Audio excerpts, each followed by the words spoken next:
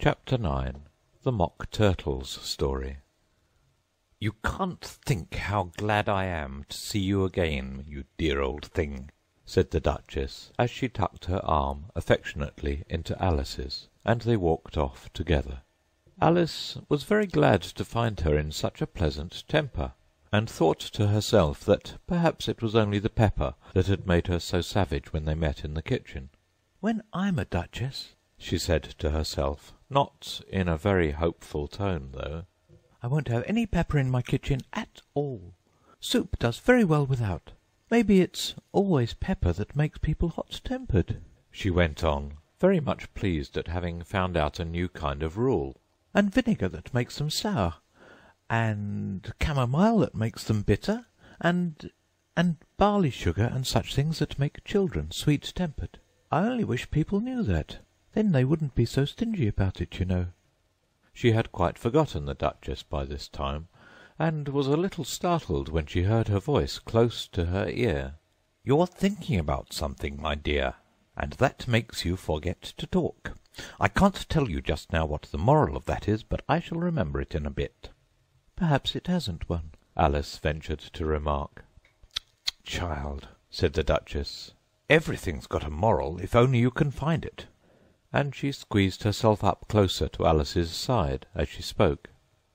Alice did not much like keeping so close to her. First, because the Duchess was very ugly, and secondly, because she was exactly the right height to rest her chin upon Alice's shoulder, and it was an uncomfortably sharp chin. However, she did not like to be rude, so she bore it as well as she could. "The game's going on rather better now," she said, by way of keeping up the conversation a little. "'Tis so," said the Duchess, "and the moral of that is, 'tis love that makes the world go round." "Somebody said," Alice whispered, "that it's done by everybody minding their own business." "Ah, well, it means much the same thing," said the Duchess, digging her sharp little chin into Alice's shoulder as she added, "and the moral of that is, take care of the sense, and the sounds will take care of themselves." "How fond she is of finding morals in things," Alice thought to herself. "I dare say you're wondering why I don't put my arm round your waist," the Duchess said after a pause. "The reason is that I'm doubtful about the temper of your flamingo. Shall I try the experiment?" "He might bite," Alice cautiously replied, not feeling at all anxious to have the experiment tried. "Very true," said the Duchess. "Flamingos and mustard both bite, and the moral of that is, birds of a feather flock together."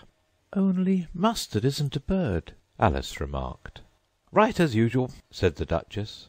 "What a clear way you have of putting things!" "It's a mineral, I think," said Alice. "Of course it is," said the Duchess, who seemed ready to agree to everything that Alice said. "There's a large mustard mine near here, and the moral of that is, the more there is of mine, the less there is of yours." "Oh, I know!" exclaimed Alice, who had not attended to this last remark. "It's a vegetable. It doesn't look like one, but it is." "I quite agree with you," said the Duchess. "And the moral of that is, be what you would seem to be.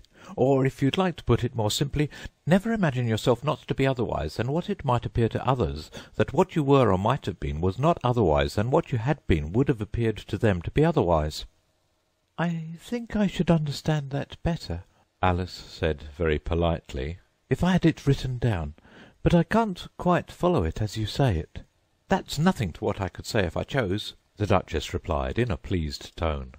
"Pray don't trouble yourself to say it any longer than that," said Alice. "Oh, don't bother about trouble," said the Duchess. "I make you a present of everything I've said as yet." "A cheap sort of present," thought Alice. "I'm glad they don't give birthday presents like that." But she did not venture to say it out loud. "Thinking again?" the Duchess asked, with another dig of her sharp little chin. "I've a right to think," said Alice sharply, for she was beginning to feel a little worried.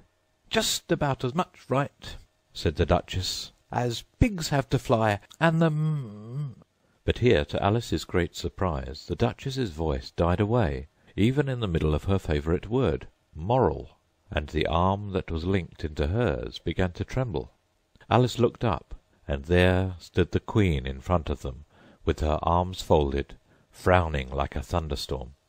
"A fine day, your Majesty," the Duchess began in a low, weak voice. "Now, I give you fair warning," shouted the Queen, stamping on the ground as she spoke. "Either you or your head must be off, and that in about half no time. Take your choice." The Duchess took her choice and was gone in a moment. "Let's go on with the game," the Queen said to Alice, and Alice was too much frightened to say a word, but slowly followed her back to the croquet ground. The other guests had taken advantage of the Queen's absence, and were resting in the shade. However, the moment they saw her, they hurried back to the game, the Queen merely remarking that a moment's delay would cost them their lives. All the time they were playing, the Queen never left off quarrelling with the other players, and shouting, "Off with his head!" or "Off with her head!" Those whom she sentenced were taken into custody by the soldiers, who of course had to leave off being archers to do this, so that by the end of half an hour or so there were no archers left, and all the players, except the King, the Queen, and Alice, were in custody and under sentence of execution.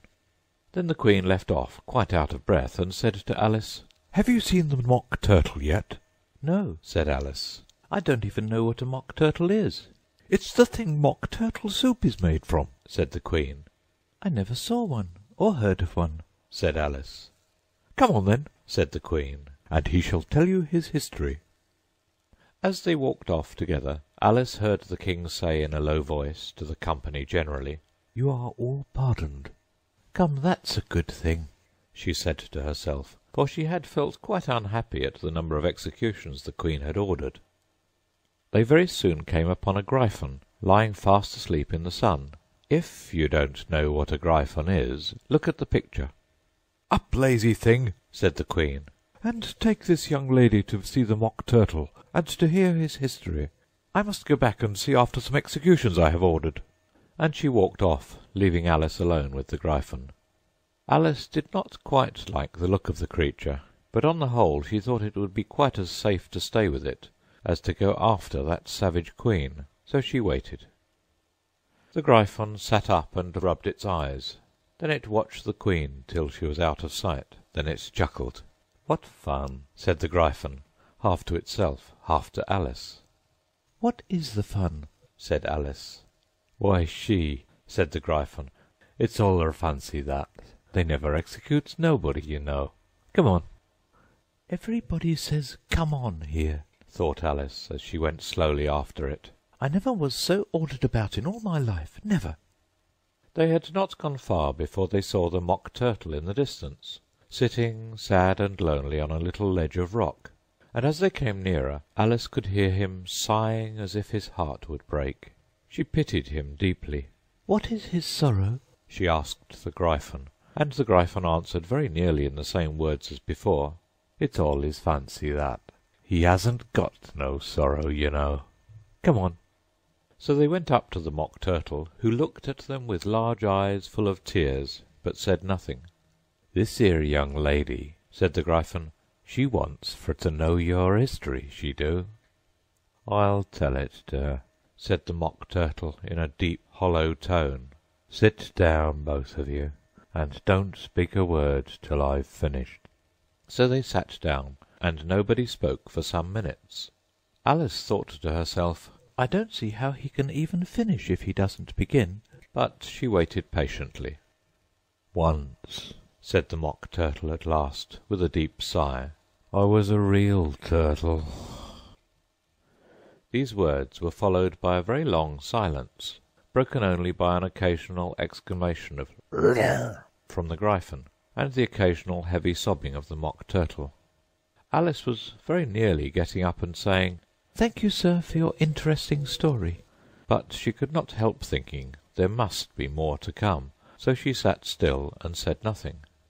"When we were little," the mock turtle went on at last, more calmly, though still sobbing a little now and then, "we went to school in the sea. The master was an old turtle. We used to call him Tortoise." "Why did you call him Tortoise if he wasn't one?" Alice asked. "We called him Tortoise because he taught us," said the mock turtle angrily. "Really, you are very dull. You ought to be ashamed of yourself. for asking such a simple question," added the Gryphon, and then they both sat silent and looked at poor Alice, who felt ready to sink into the earth. At last the Gryphon said to the Mock Turtle, "Drive on, old fellow. Don't be all day about it." And he went on in these words. "Yes, we went to school in the sea, though you may not believe it." "I never said I didn't," interrupted Alice. "You did," said the Mock Turtle. "Hold your tongue," added the Gryphon, before Alice could speak again. The Mock Turtle went on. "We had the best of educations. In fact, we went to school every day."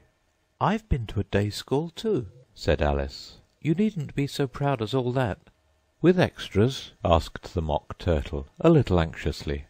"Yes," said Alice. "We learnt French and music." "And washing?" said the Mock Turtle. "Certainly not," said Alice indignantly. "Ah, then yours wasn't a really good school," said the Mock Turtle in a tone of great relief. "Now at ours they had at the end of the bill French, music, and washing extra."